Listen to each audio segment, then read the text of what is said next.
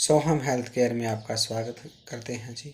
यदि आप खांसी, जुकाम, नज़ला आदि से परेशान हैं तो उससे छुटकारा पाने के लिए 500 ग्राम भुने हुए चने छिलके वाले, 250 ग्राम किशमिश या दाख, 100 ग्राम शहद, 50 ग्राम काली मिर्च, 25 ग्राम लौंग, भुने हुए चने, किशमिश, काली मिर्च और लौंग को अच्छी तरह से ग्राइंड कर लेना है, पीस लेना है और फिर पीसने के बाद उसमें शहद मिला लेना है।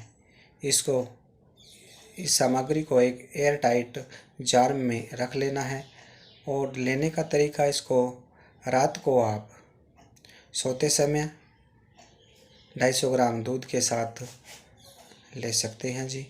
और इसको लेने के बाद आपने कुछ भी खाना पीना नहीं है जी।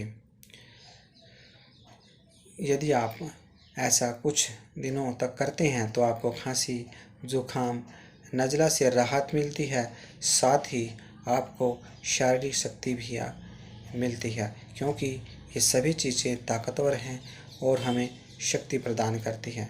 इससे शारीरिक शक्ति बढ़ती है, दिमाग तेज होता है जी।